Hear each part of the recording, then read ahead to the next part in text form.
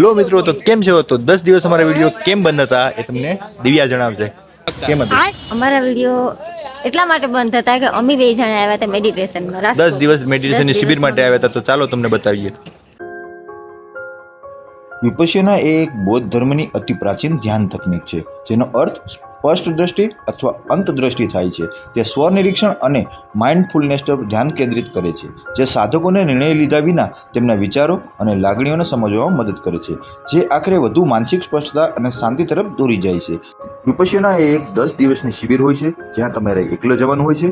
10 દિવસ સતત મૌન રહેવાનું હોય છે. જો તમે કપલ સાથે પણ જાઓ તો ત્યાં પણ તમે બંનેને અલગ રહેવાની સુવિધા હોય છે.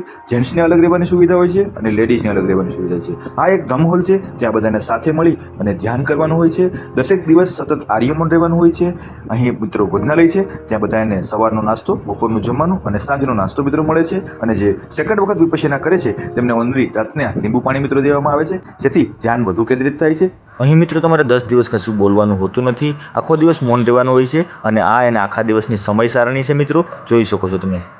આને મિત્રો પેગોડા કહેવામાં આવે છે અને ગુજરાતીમાં શૂન્યગાર કહેવામાં આવે છે. તે એક પ્રાચીન વિદ્યાની છે. ગુફાઓમાં ધ્યાન કરવાની એક તકનીક છે મિત્રો. અને આ નાઇટનું મિત્રો વિઝન છે. ખૂબ જ સરસ રીતના પ્રકૃતિને દૂર આપણે 10 દિવસ મિત્રો ત્યાં ધ્યાન સાધનાથી મિત્રો તપવાનું હોય છે. તો ચાલો તમને શૂન્યગાર અંદરથી મિત્રો બતાવું કે જૂના જમાનામાં જે પ્રમાણે આપણે ગુફાઓમાં ધ્યાન કરતા તે ટાઈપનો મિત્રો બનાવવામાં આવે છે. અહીં એક રૂમ હોય છે અને અહીં સાધકને અંદર એક શાંતિમય જીવન સાથે પ્રગતિ કરે છે.